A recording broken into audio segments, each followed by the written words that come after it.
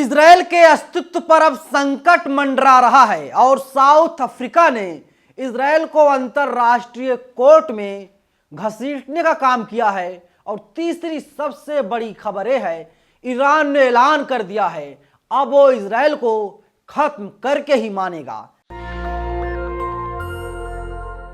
नमस्कार, मेरा नाम नवीन कुमार नंदन और आप देख रहे हैं नेशनल दस्तक।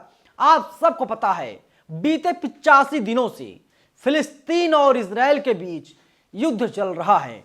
इजरायल के प्रधानमंत्री नेतन्याहू ने 21,000 लोगों को मरवाने का काम किया है, लेकिन हर रोज इजरायल और इजरायल के प्रधानमंत्री एक से बढ़कर एक गलती करते हुए दिखाई दे रहे हैं। और इसीलिए ईरान ने कहा है कि नेतन्याहू तुम माफी मांग लो, वरना इसका अंजाम बहुत ही ज्यादा बुरा होने वाला है। टीवी 9 भारतवर्ष लिख रहा है कि इजरायल के अस्तित्व पर संकट।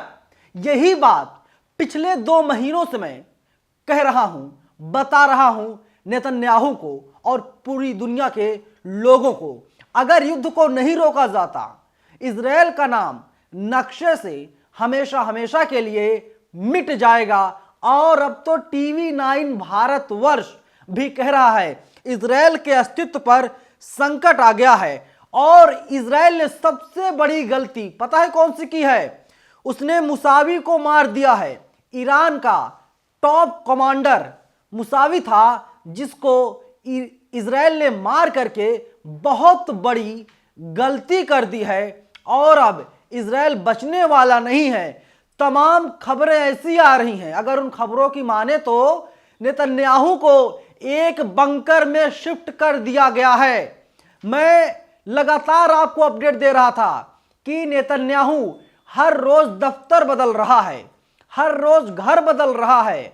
उसके जो सैनिक, जो जवान हैं, जो उसके अंगरक्षक हैं, उन लोगों को भी नहीं पता कि नेतन्याहू किस बिल्डिंग में रहता है, किस दफ्तर में बैठता है। और अब जो बड़ी खबर सामने आ रही है कि एक बंकर में शिफ्ट कर दिया गया है और बताया जा रहा है जिस बंकर में नेतन्याहू को शिफ्ट किया गया है वो बंकर बुलेट प्रूफ है। यानी कोई भी व्यक्ति गोली मारने का काम करेगा तो भी कोई असर नहीं होगा।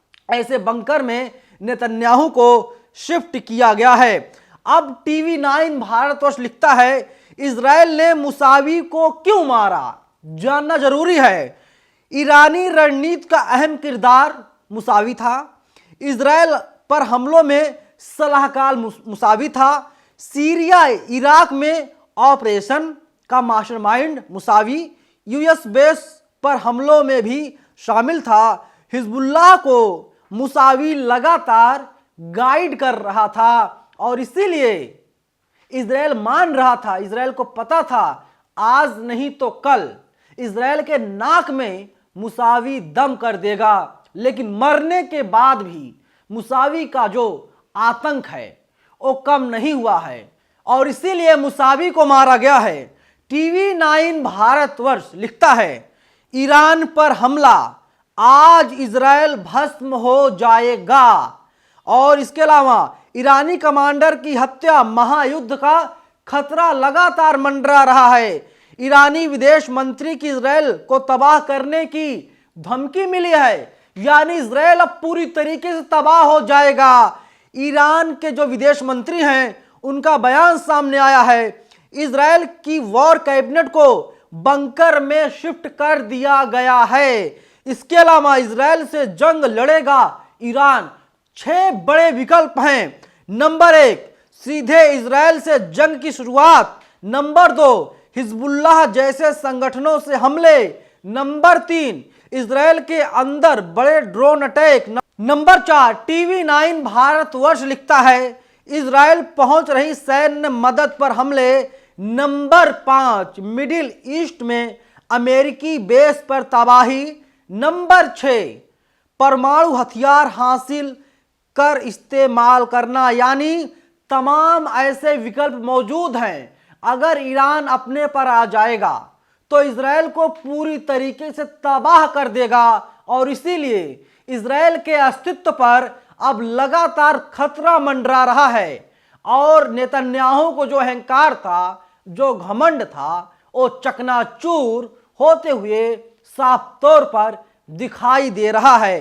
क्योंकि इजराइल ने पहले सुलेमानी को मारा, अब मुसावी का कत्ल कर दिया है। दो सबसे बड़ी गलती इजराइल ने किया है और इसका खामियाजा इजराइल को, नेतन्याहू को तो भुगतना ही पड़ेगा।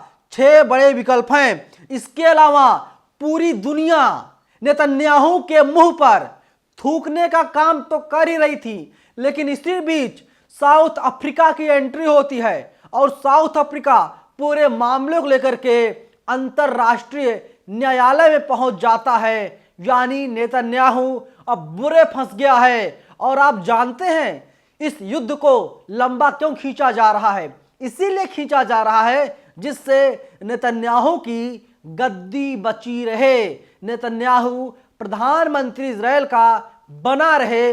अब आप सोचिए, अमेरिका की जो उपराष्ट्रपति हैं कमला हैरिस, उनका बयान सामने आया था। उन्होंने साफ तौर पर कहा था किसी भी बेगुनाह का कत्ल नहीं किया जाना चाहिए और अगर किसी बेगुनाह का कत्ल किया जाता है तो इंसानियत के खिलाफ है। यानी उसी दिन कमला हैरिस ने कह दिया था, नेतन्याहू तुम इंसानियत के खिलाफ हो, तुम बेगुनाहों को मरवा रहे हो। अब तक 21,000 से ज्यादा लोगों को नेतन्याहू मरवा चुका है। लाइव हिंदुस्तान लिखता है, इजराइल ने किया नरसंहार, गजा हमलों के खिलाफ दक्षिण अफ्रीका ने इंटरनेशनल कोर्ट में घसीटा।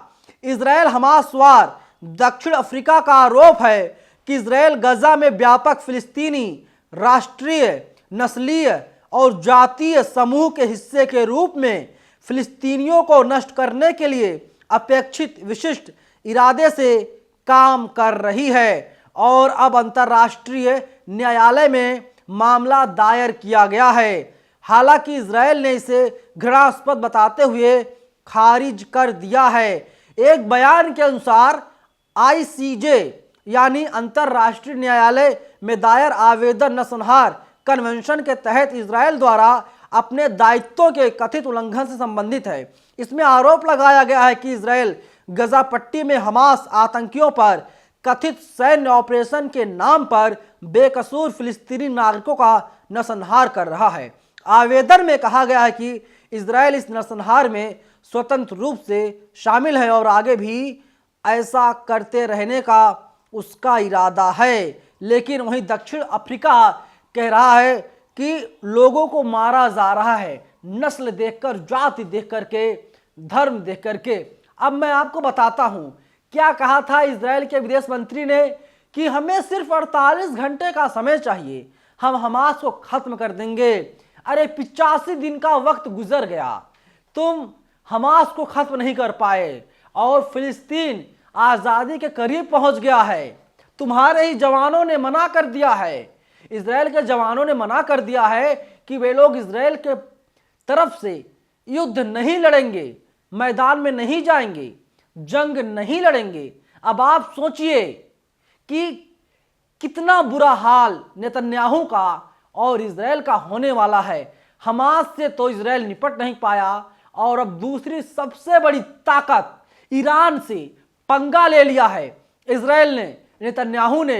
इसीलिए माना जा रहा है कि इजराइल का अस्तित्व खतरे में है, संकट में है। इजराइल अब खत्म होने वाला है क्योंकि हिजबुल्लाह लगातार, हूती लगातार ईरान के संपर्क में हैं। जो जो चीजें ईरान कह रहा है, जो जो बातें ईरान बता रहा है, उन्हीं बातों का पालन लगातार हूती और हिजबुल्लाह कर रहा है। और अब ईरान से सीधा भिड़ गया है इजराइल और इसीलिए इजराइल का खात्मा अब पूरी तरीके से तय माना जा रहा है। और यकीन मानिए, आज नहीं तो कल, कल नहीं तो परसों, यानी 2024 में कभी भी आपके सामने खबर आ सकती है। इजराइल का नाम नक्शे से हमेशा हमेशा के लिए मिटा दिया गया। नेतन्याहू हमेशा हमेशा के लिए दुनिया को अलविदा कह दिया, क्योंकि नेतन्याहू को बंकर में शिफ्ट कर दिया गया है और हमास झुकने के मूड में नहीं है। हमास लगातार ताकतवर हो रहा है और ईरान जो है वो अलग से इजराइल के लिए मुसीबत बन गया है और अब इजराइल को खत्म करने की धमकी लगातार ईरान के विदेश मंत्री दे रहे हैं। आपको क्या लगता है, जिस तरीके से तानाशाही रवैया नेतन्याहू ने अपनाया है, क्या इजराइल का खात्मा होना जरूरी है या फिर नहीं? कमेंट बॉक्स आपके लिए खुला हुआ है। धन्यवाद। नेशनल दस्तक की आपसे गुजारिश है कि अगर इसको बचाना चाहते हैं तो नेशनल दस्तक को सब्सक्राइब करने के लिए रेड कलर के सब्सक्राइब बटन को दबाएं, फिर बेल आइकन की घंटी दबाएं। नेशनल दस्तक को बचाने के लिए बहुत जरूरी है कि हर खबर को शेयर करें, लाइक करें, कमेंट जरूर करें।